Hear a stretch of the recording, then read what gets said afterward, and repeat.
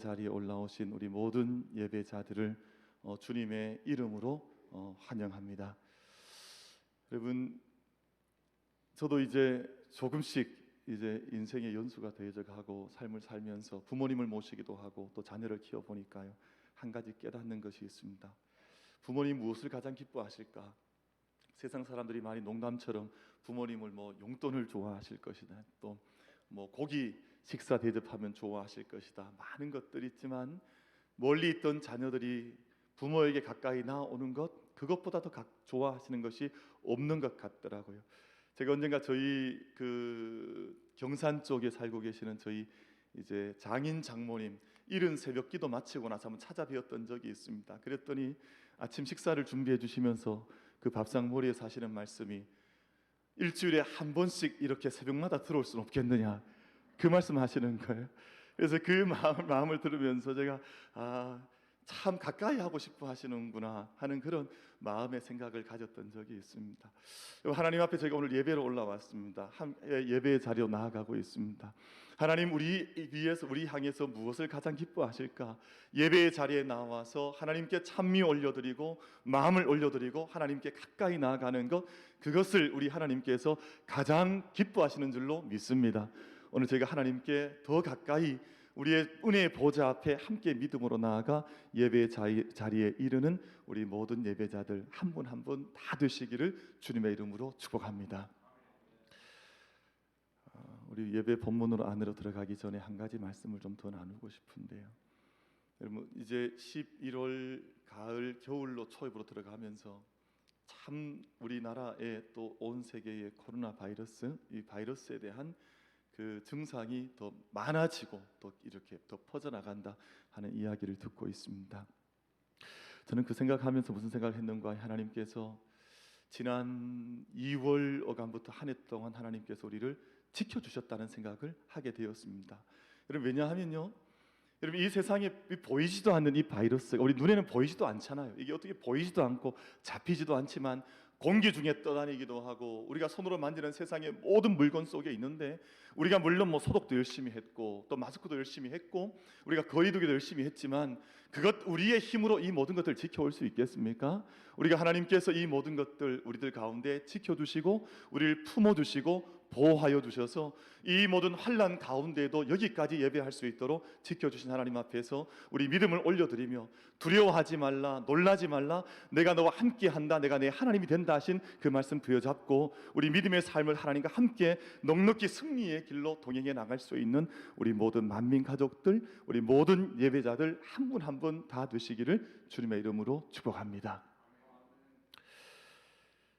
제가 문제를 하나 드릴까 합니다. 어려운 문제는 아닙니다. 문제를 하나 내겠습니다. 1996년 우리나라에서 중요 무형문화재 제8호로 지정이 되어졌고, 그리고 2009년에는 유네스코 무형유산으로 선정된 춤의 이름은 무엇일까요? 하는 제목입니다. 그 춤의 이름이 무엇이겠습니까? 춤을 잘 안 추시는군요. 춤을 모르시는 줄로 알고, 오늘 저희가 설교 제목을 보시면 아마 답이 있을 터인데, 그 춤의 이름이 강강술래입니다. 강강술래. 예, 해주셔서 감사합니다. 이 춤의 이름이 1996년에 중요무형문화재 8호로 지정이 되었고 2009년엔 전 세계가 인정하는 유네스코 무형유산으로 이제 선정이 된 춤입니다. 음력 8월 15일 어간이 되면 한가위 밝은 보름달 아래 한복을 예쁘게 차려입은 여인들이 한 산등성이에 올라서 손에 손을 잡고 함께 모여섭니다. 다 같이 원을 그리며 노래를 부르며 춤을 춰나가기 시작하는데, 처음에는 좀 느린 중몰이 장단으로 이제 시작을 해서 점점 더 노래가 깊어져 갈수록, 춤이 더해져 갈수록 명랑하고 상쾌한 자진몰이 장단으로 바뀌면서 함께 둥근 춤을 추는 것이 강강술래, 원무라고 하는 춤의 그 모습입니다. 이 강강술래라고 하는 이름에 대한 몇 가지 설들이 있습니다. 이 이름이 갖는 의미가 뭘까? 어떤 학자들은 여러분, 강강이라는 말은 강한 오랑캐라는 말이거든요. 한자에서 보면 강한 오랑캐가 수월, 물을 넘어서 온다 하는 뜻을 가지고 있습니다. 지금 저 강한 오랑캐가 물을 건너서 온다고 하는 것을 춤을 추면서 외쳤던 여인들의 노래라고 하는 그 해석을 하는 분들도 있고요.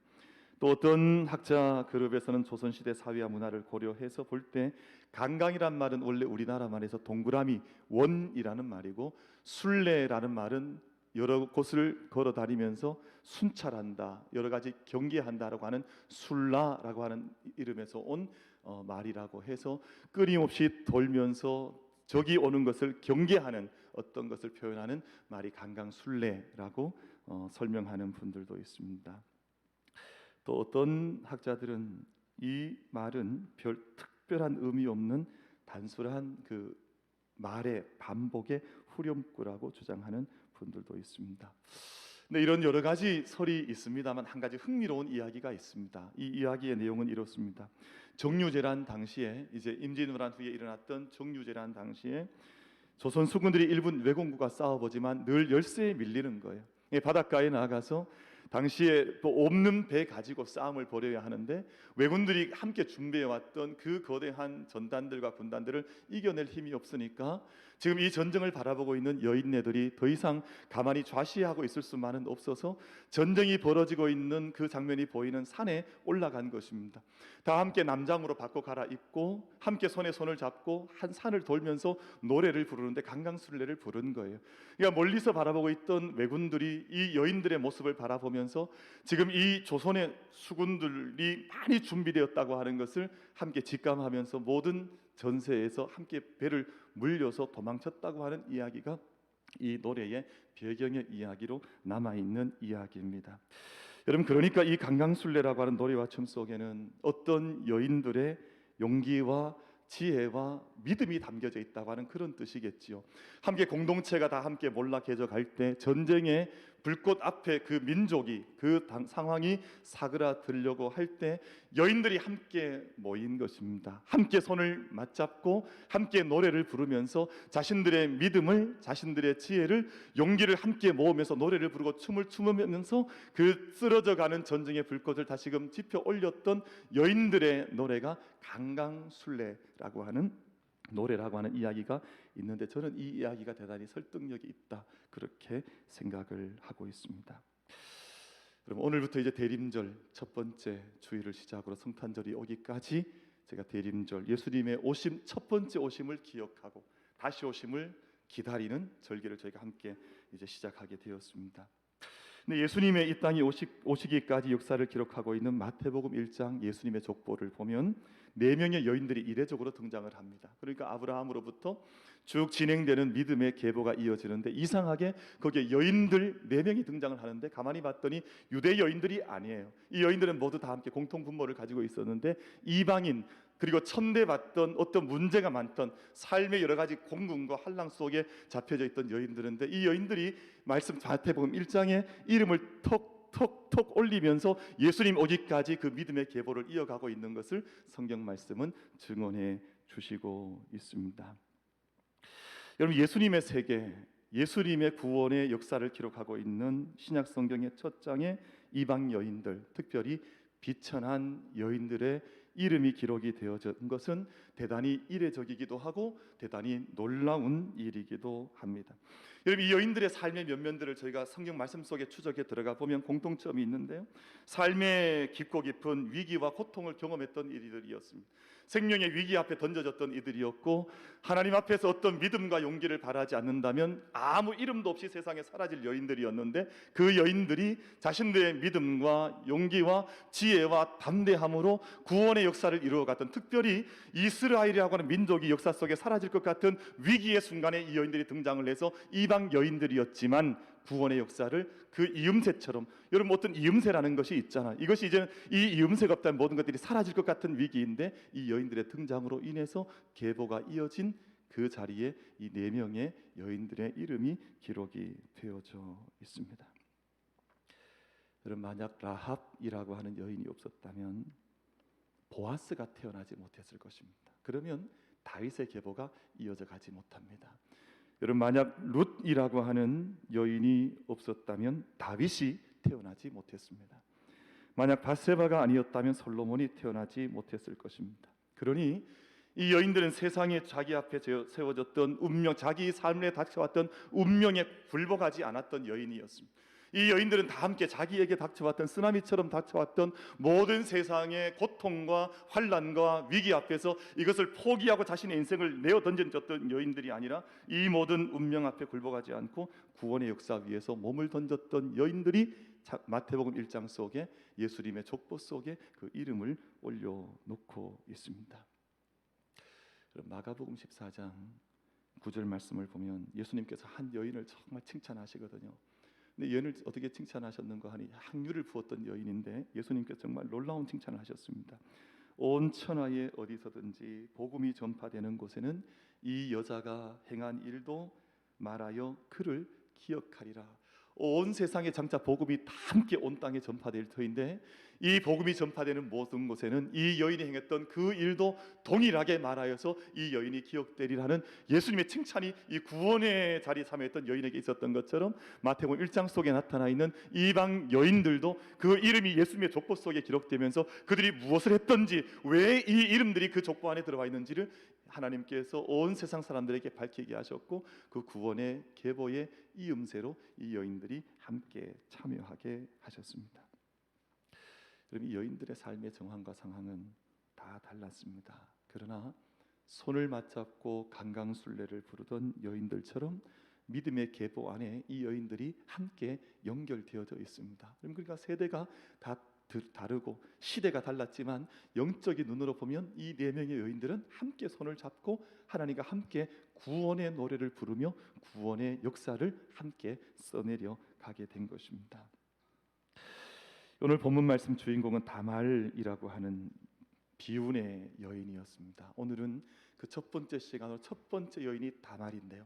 앞으로 4주간 동안 그 여인의 네 사람 여인의 삶을 추적해 가면서 하나님 말씀 앞에 함께 서고자 합니다. 그럼 다말이라고 하는 여인은 비운의 여인이었습니다. 이방 가나안 여인으로 태어나서 자신의 종족과 함께 결혼한 것이 아니라 이스라엘 사람 유다의 아들인 엘이라고 하는 아들과 만나서 결혼을 했는데 문제는 그 남편이 좋은 남편이 아니었습니다. 그럼 38장 말씀 6절 말씀을 보면 유다의 장자 엘이 여호와 보시기에 악함으로 여호와께서 그를 죽이신지라. 하나님께서 심판하셔야 할 만큼 악한 남편을 만나서 살다가 먼저 남편을 잃어버린 것입니다. 여러분, 그래서 그 유대에는 이런 상황이 발생을 하면 관습법을 따라서 계대 결혼이라고 하는 법이 있었는데요. 둘째 아들 그 남편의 동생이 이 형수를 함께 취해서 이 형의 가문을 이어가는 관습이 유대 중동 어간에는 이것이 관습법으로 함께 행해지고 있었습니다. 그래서 시아버지 유다가 둘째 아들 오난으로 하여금 형의 씨를 잇도록 그렇게 다시 동생과 함께 결합을 하게 합니다. 여러분, 저희들로서는 이거 잘 이해가 되지 않고 사실은 상상이 잘 가지 않는 낯선 그리고 좀 불편한 이야기이지만 이것이 고대 근동에서 한 집안을 보호하기 위해서 그리고 한 여인의 그 삶을 지켜주기 위해서 행했던 관습법으로 중동 지방에서 행해졌던 법이라고 하는 것을 우리가 이해할 필요가 있겠습니다. 근데 둘째 아들 오난이 어떻게 했냐 하면 다말과 육체적인 관계는 맺었지만 형의 씨를 낳는 것을 기뻐하지 않았습니다. 왜냐하면 자기 자신이 아들을 낳아보았자 이 아들은 자기의 아들이 되지 않는 것이, 그리고 이 아들은 형의 이름을 따라서 모든 재산을 취하는데 자기에게 돌아와야 할 재산과 모든 부가 오히려 엉뚱한 아들에게 가게 되니까 형의 아들에게 이어지게 되니까 이것을 기뻐하지 않고 형의 그 모든 고난을 이 동생이 지켜주지를 못했습니다. 근데 하나님께서 보실 때 오난의 행위 역시 악한 행위였었기 때문에 하나님께서 여호와께서 둘째 아들 오난도 죽음에 이르게 하셨습니다. 그럼 결국 다말이라고 하는 이 이방 여인은, 가나안 여인은 사실상 첫째 남편도 잃어버리고 둘째 남편도 잃어버리고 그냥 버림받게 되는 자리에선 불행한 여인이었습니다. 여러분, 시아버지 유다 입장에서 볼 때는 지극히 재수 없는 여자였습니다. 왜냐하면 이 가나안 여인이 우리 집에 오면서 첫째 아들도 죽어버렸고 둘째 아들도 일찍 목숨을 잃어버리고 나니까 그 마음속에 불편하여 도저히 이 여인을 돌보기 싫은 마음이 유다 마음속에 일어나게 된 것입니다. 혹여나 셋째 아들마저, 이 중동 법에 따르면 셋째 아들마저 내어줘야 하는데 이 셋째 아들마저 셀라마저 내어줬다가 목숨을 잃어버리면 어떡할까 싶어 이 여인을 자기의 친정으로 내쫓아버리고 말게 되었습니다. 그럼 결국 어떻게 되었냐 하면, 어떤 결과가 주어졌냐 하면 유다의 가문의 대가 끊어질 위기에 처하고 말았습니다. 시아버지 유다는 공동체 대를 잇는 큰 의무를 망각하고 있었고, 유다의 집안은 마땅히 대를 이어가야 할 한 여인의 삶을 돌보지 않은 채 한 여인을 그냥 자기의 친정으로 내몰아 버림받게 하는, 여러분 당시에 이렇게 친정으로 내몰리면 이 여인은 죽은 목숨이요, 버림받은 목숨이요, 가장 사람들에게 손가락질 받는 삶으로 던져졌는데 그것을 유다의 가문에 생겼다는 것입니다. 유다의 가문 안에 모든 악이 팽배할 때 모든 아들들이 하나님의 심판을 받아버렸고, 그 대를 이어가야 한 여인조차 유다는 자기의 친정으로 내쫓는 사건이 이 상황 속에서 벌어지게 된 것입니다. 그런데 이때 다말이 어떻게 했냐 하면 이 모든 상황을 포기하지 않았습니다. 자기 자신을 스스로 낮추어서 가장 수치스럽고 가장 고통스러운 자리로 스스로 걸어 내려가기 시작했습니다. 여러분, 그것이 바로 창세기 38장에 많은 사람들이 읽기 부담스러워하고, 이 많은 사람들이 창세기를 읽어 나가다가 왜 이 장이 있을까 거추장스러워하고 가능하면 외면하려고 하는 창세기 38장 속에 담겨져 있는 유다와 다말의 그 시아버지와 며느리의 동침이라고 하는 불편한 이야기의 내용이 창세기 38장의 내용입니다. 저희들이 듣기에는 정말 충격적인 일이고, 저희는 웬만하면 눈을 감고 지나가고 싶어하고, 우리는 이것 그냥 외면하고 싶고 덮어버리고 싶어하는 그 사건인데, 이상하게 마태복음 1장에는 그 여인의 이름을 가장 첫 이방인 여인의 이름으로 성경 속에 올려놓고 있고, 하나님께서 이 여인의 이야기를 세상 모든 사람들이 다 잊어버리지 않고 기억하게 하는 말씀으로 이 말씀을 주셨으니 우리가 이 말씀을 깊게 묵상해 보면서 우리 주님께서 이 땅에 오신 성육신의 의미가 정말 무엇인지 우리가 다시 한번 영적으로 돌이켜서 이 말씀 묵상하게 하시기 위해서 하나님께서 이 불편한 말씀을 우리 가운데 허락하셨다고 하는 것을 저희가 붙들어야 할 것입니다.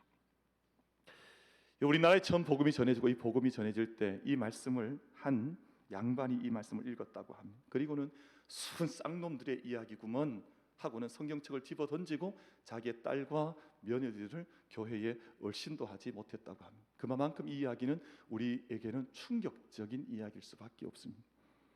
종교개혁자 마틴 루터는 이 말씀을 주석하면서 어떻게 성령 하나님께서 이런 수치스러운 이야기를 성경 말씀 속에 기록하셨을까 하는 질문을 던지면서 이런 답변을 스스로 했습니다. 그것은 아무도 자신의 의로움과 지혜를 자랑하지 못하게 하고 또 자신의 죄로 인하여 절망치 않게 하기 위한 하나님의 뜻이라고 하는 설명을 마틴 루터는 주석으로 우리에게 설명해 주었습니다. 사랑하는 성도 여러분, 라합의 문제는 육체적 욕망의 문제가 절대 아니었습니다. 우리가 불편해하는 이유는 모든 사람들 마음속에 여전히 육체적 욕망에 대한 자기의 생각들이 저마다 있기 때문에 이 말씀은 불편하게 다가오는 것입니다. 우리의 이해가 그렇습니다. 여러분, 그녀는 오히려 긴 시간 벗지 않고 있었던 과부의 의복을 스스로 벗고 유다의 처분과 믿음의 대를 이어나갈 소망을 가지고 오히려 창기의 옷을 갈아입기를 주저하지 않았던 여인의 모습이 오늘 본문 말씀 속에 기록이 되어져 있습니다. 만약 우리 가문이 구원을 받을 수 있다면, 만약 우리의 생명의 씨가 유다의 집안을 통해서 이어져 갈 수 있다면, 구원의 대가 끊어지지 않을 수 있다면 자기의 삶의 자리를 더 비천한 자리, 손가락질 받는 자리, 침 뱉은 자리로 함께 몸을 던져도 담대하게 용기 가운데 그 길을 걸어갔던 한 쓰라린 삶을 살았던 한 여인의 모습이 오늘 본문 말씀 속에 기록이 되어져 있습니다. 모든 생명에 대한 소망과 자신의 삶의 불꽃이 꺼져갈 때 스스로 목숨을 담보로 한 고통의 자리로 자기 자신을 내몰아갔습니다. 여러분, 사람들이 이런 삶을 선택하지 않거든요. 가능하면 자기 자신의 생명을 지키기 위한 자리로 자신의 삶을 걸어가지, 자신의 생명을 담보로 한 채 자기의 삶을 수치로 내몰아가는 삶을 어떤 사람도 기뻐하지 않을 것입니다. 그런데 마침내 미망인의 옷을 벗고 창기의 옷을 입는 수치와 모멸의 자리로 내려가서 무너진 가문과 파멸된 공동체를 일으켜 세우기 위해서 몸을 던졌던 여인의 이야기가, 이 비참한 이야기가 오늘 창세기 38장 말씀 속에 기록이 되어져 있습니다. 만약 용기가 없었다면, 만약 믿음이 없었다면, 만약 담대함이 없었다면 이 한 여인이 이런 삶을 걸어갈 수 있었을까? 여러분, 모든 사람들에게 돌을 맞을 수 있는 상황이어서 심지어 시아버지 유다는 이 이야기를 듣고 저 며느리를 화형에 처해라. 여러분, 화형은 구약 성경 속에 잘 등장하지 않는 처형법인데요, 특별히 제사장의 딸들이 간음을 행할 때나 성적인 죄를 범할 때 성경 말씀은 그 여인은 화형에 처해도 가능하다라는 율법의 규정의 말씀이 있는데, 유다는 자기의 며느리를 향해서 화형에 처하라고 하는 심판을 내리기까지 했습니다. 그런데 하나님께서 오늘 본문 말씀을 보면 오히려 유다의 입을 통해서 세상 사람들 손가락질하는 다말이 오히려 의로운 여인이라고 하는 것을 증언해 주시고 있습니다. 여러분, 이것이 하나님 말씀의 역설과 같은 진리의 말씀으로 오늘 우리들 가운데 기록이 되어져 있습니다. 오늘 26절 말씀 보면 유다는 그녀의 의가 나보다 옳도다라고 하는 고백을, 하나님 마음의 고백을 오히려 유다의 입술을 통해서 고백되어지는 장면이 본문 말씀 속에 기록되어져 있습니다. 그녀의 의가 나보다 옳도다. 그녀의 의가 나보다 옳도다. 여러분, 이 의는 구원을 향한 의였습니다. 여러분, 단지 간음을 범했다는 이유 때문에 돌을 던지는 의가 아니라, 심판하는 의가 아니라, 화형에 집어 던지자고 하는 의가 아니라, 오히려 구원을 향해서 몸부림치는 한 여인의 삶을 하나님께서 인정해 주시고 그 여인의 손을 들어주시는 하나님의 의가 오늘 유다의 입술을 통해서 오늘 본문 말씀 속에 기록이 되어져 있습니다. 여러분, 유다의 의는 족장임에도 불구하고 수치스러운 죄를 은밀하게 행하는 의를 행했던 사람이었었거든요. 겉으로는 의로운 족장이었는지 모르지만 자기 육체의 소욕을 감당하지 못해서 오히려 성을 사고 파는 일에 참여했던 자가 유다의 의였었는데요, 그리고 자기의 며느리의 임신하는 소식을 듣고 화형에 처해라고 하는 심판하는 의가 유다의 의였었지만, 이 여인의 의는 구원을 향해서 오히려 자기의 삶을 던지는 그런 의를 행했던 것을 하나님께서 이 다말을 향해서 증언해 주시는 장면이 오늘 본문 말씀 속에 기록 되어져 있습니다. 모든 가능성이 다 끝이 났습니다. 이제는 더 이상 생명이 이어져 나갈 가능성이 없습니다. 이제는 구원받을 길도 없을 때 오히려 자기 자신을 죽음의 자리로 내몰면서 이 가문을 이어나갔던 한 여인의 모습이 오늘 창세기 38장의 주제의 말씀이라고 할 것입니다. 사랑하는 성도 여러분, 다윗은 자신의 운명에 주저앉지 않았습니다. 저희는 성정이 약해서 때때로 크고 작은 일들이 몰려오면 왜 하나님께서 나만 이런 고난의 자리에 몰아넣으셔서 나를 이렇게 힘들게 하시나, 마음에 얼마나 좌절할 때가 많은지 모릅니다. 작은 욕을 먹거나 작은 손가락질을 받거나 작은 대적이 나타나도 마치 큰 죽을 일이 나타난 것처럼 하나님 구원을 다 잃어버리고 찬미의 삶도 잃어버리고 구원의 가능성조차 우리가 놓쳐버린 때가 얼마나 많은지 모릅니다.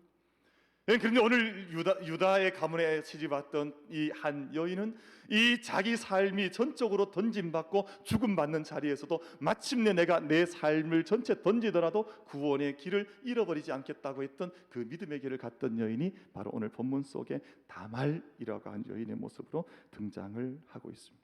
하나님께서 이 여인을 예수님의 족보에 편입시켜 주셨고, 구원을 향해서 걸어가는 우리 믿음의 사람들의 모습이 어떠해야 하는지를 하나님께서 보여주신 것입니다.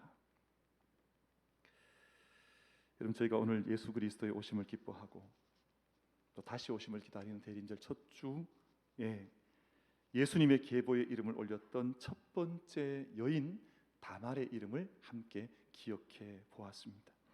여러분, 말씀드린 것처럼 비운의 여인이었고 죽은 것 같은 여인이었습니다.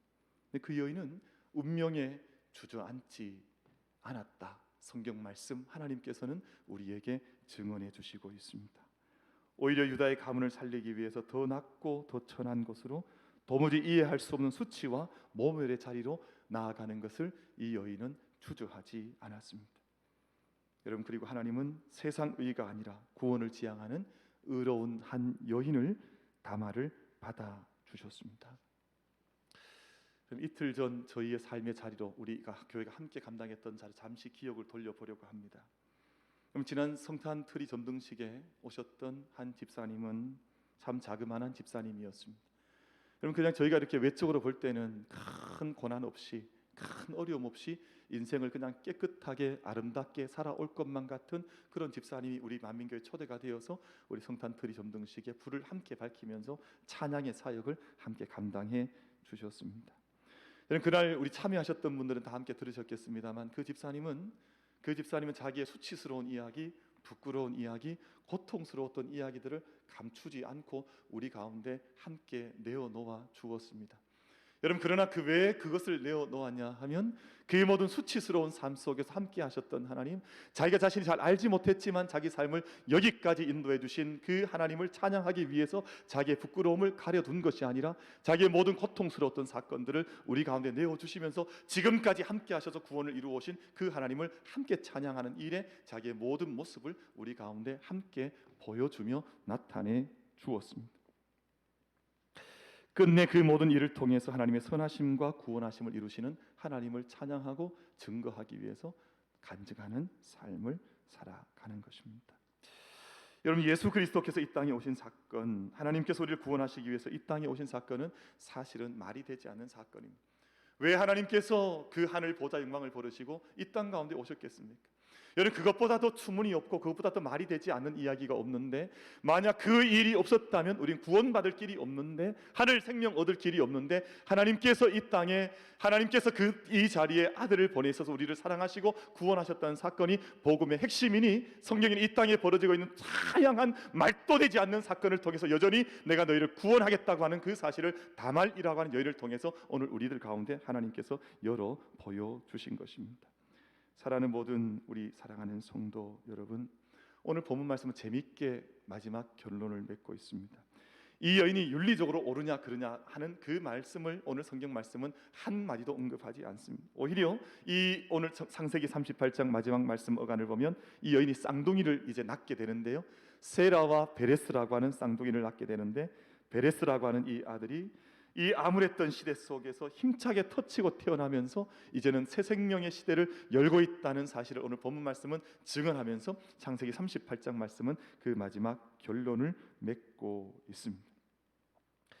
이런 다말과 같은 사람들이 부르는 믿음의 노래, 믿음의 구원의 강강술래, 여러분, 이 노래가 있기 때문에 아마 구원의 역사 계속해서 이어져 가는 것은 아닌가 하는 믿음의 고백을 하는 우리 대림절 첫째 주 아침 예배입니다.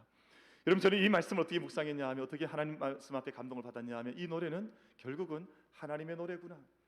세상 모든 사람들이 정말 말도 되지 않는 죄를 범하면서 이 어렵고 혼탁하고 어려운 시대를 살아갈 때 하나님은 끊임없이 구원의 노래를 부르시면서 구원의 역사를 이 땅 가운데서 면면히 행하시면서 선한 일, 구원의 일을 지금 우리들 가운데 행해 나가심을 이 말씀을 통해서 깨닫게 되었습니다. 여러분, 세상에 수많은 사람들이 말도 되지 않는 죄악의 일을 행해 나가면서 그것을 가리기 위해 끊임없이 자기 의를 강화해 나갈 때 하나님은 세상 보좌 버리시고 이 땅에 한 생명 보내셔서 구원하시는 하나님의 구원의 노래를 이 땅 가운데 부르고 계시다는 말씀을 오늘 이 말씀을 통해서 깊게 다시 한번 새겨보게 되었습니다. 우리 만민의 모든 가족들, 우리 구원받은 백성들, 우리 만민 가족들은 이 구원의 강강술래, 구원의 노래 함께 참여하면서 이 세대 속에 죄악에 빠진 이 어둠 속에서 구원의 빛을 드러낼 수 있는 구원받은 자의 삶을 함께 걸어갈 수 있는 우리 모든 만민의 예배자들, 우리 모든 만민 가족들, 우리 만민교회가 될 수 있게 되기를 주님의 이름으로 축복합니다. 기도하겠습니다. 사랑하신